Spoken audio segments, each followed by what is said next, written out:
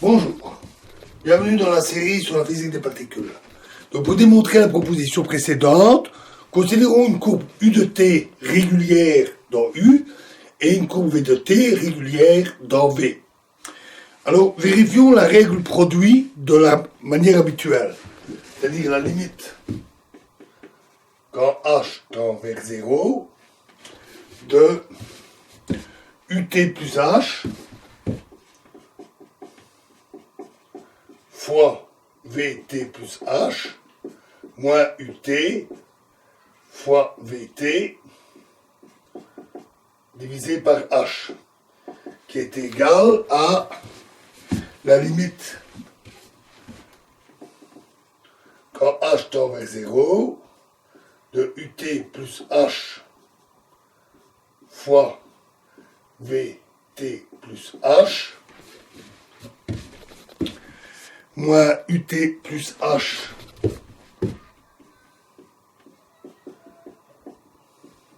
fois vt plus h sur h plus la limite quand h tend vers 0, bien sûr, de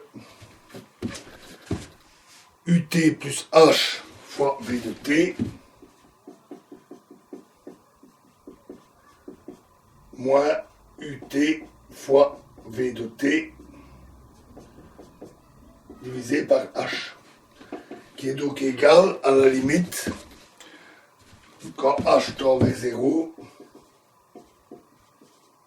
de ut plus h fois vt plus h moins vt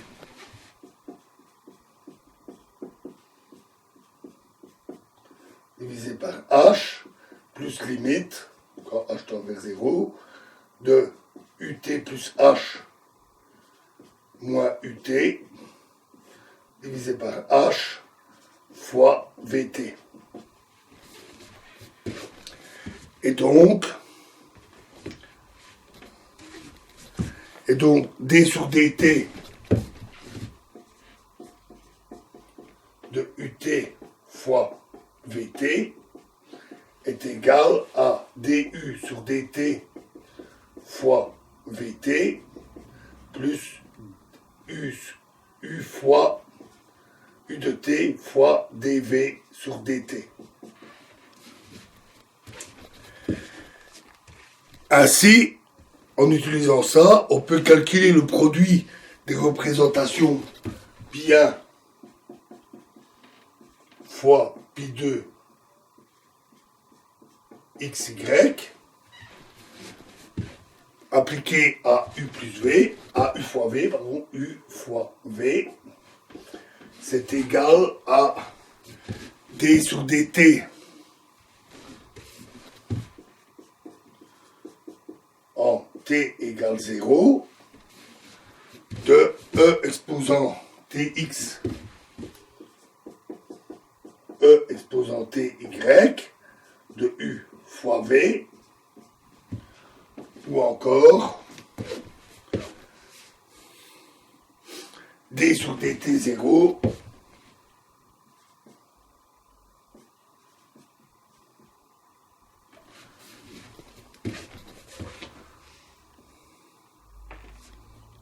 oui, excusez-moi, ici j'ai oublié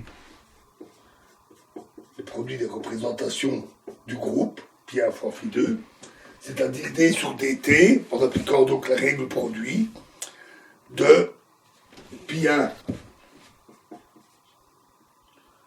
etx u fois v plus u fois d sur dt de pi2 ety.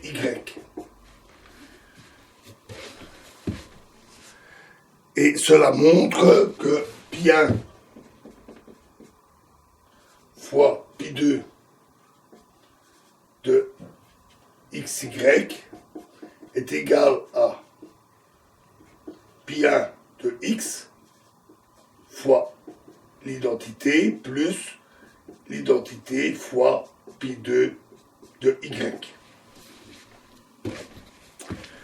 sur des éléments de la forme U fois V, et donc sur tout l'espace tensoriel grand U fois grand V. C'est QFD. Alors, donne une définition, soit G et H des algèbres de Lie, pi1 et pi2 des représentations correspondantes agissant sur U et V, respectivement. Alors, le produit tensoriel pi1 fois pi2 est une représentation de G plus H agissant sur U fois V avec la relation ici donnée pour ce produit tensoriel pour tout X et Y appartenant aux algèbres. On contrôle en effet facilement que c'est bien une représentation de G plus H. Notons que si on avait défini pi1 fois pi2 égale pi1x fois pi2y, ça ne serait pas une représentation. En fait, cette relation n'est même pas linéaire. Parce que si on considère le double, on obtient 2 fois 2, et donc c'est égal à 2 fois pi1, à 4 fois pi1 fois pi2 de xy. Et donc la relation n'est même pas linéaire. Et cette définition s'applique aussi d'ailleurs à toute représentation, même si ça ne provient pas d'un groupe de Lie. Alors, passons maintenant à l'autre approche que j'avais citée. Donc j'avais dit qu'il y avait deux approches.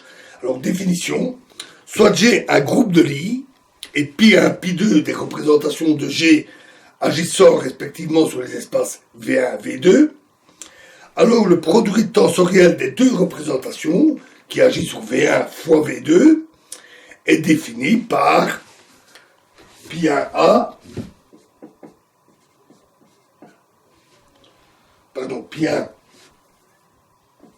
fois pi2 de A est égal à pi1A fois pi2A.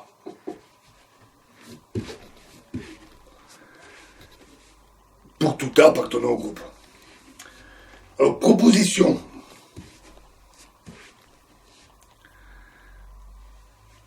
La représentation qui est associée de l'algèbre de Lie, G, satisfait en fait la même relation à nouveau que nous connaissons ici.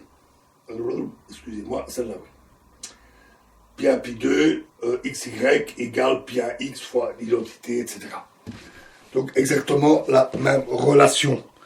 Et on peut le vérifier à nouveau avec la règle produit.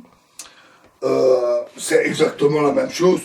En tout cas, que la fin de la démonstration, on applique la règle produit et on trouve le résultat, c'est QFD. Alors, définition, si G est une algèbre de Lie, et pi1, pi2 des représentations de G qui agissent sur V1, V2, alors le produit tensoriel est défini par, à nouveau, cette relation.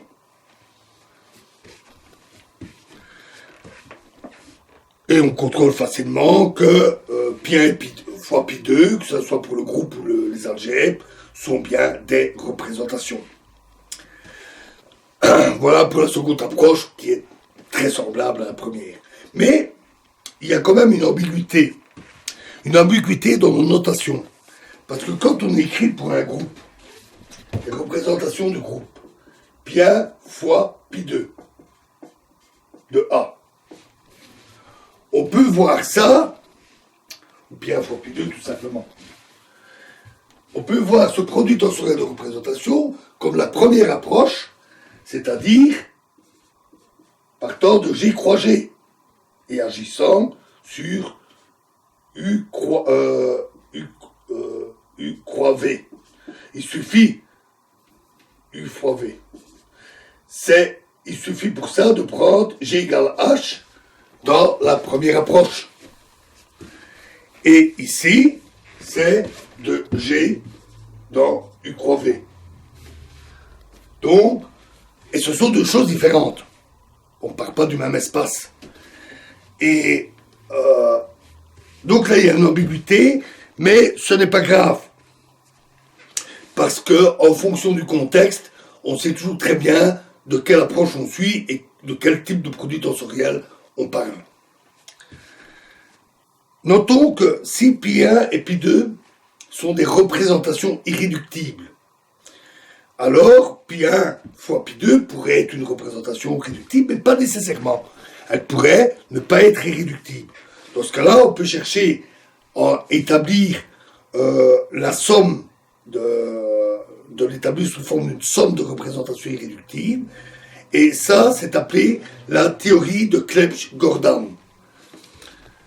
Notons que dans le cas de SUD, c'est relativement simple, et on le retrouve dans beaucoup de livres de physique, de mécanique quantique, c'est le problème de l'addition des moments angulaires. Voilà pour le produit tensoriel, et dans la prochaine vidéo, nous passerons à l'important lemme de Schur. Je vous remercie.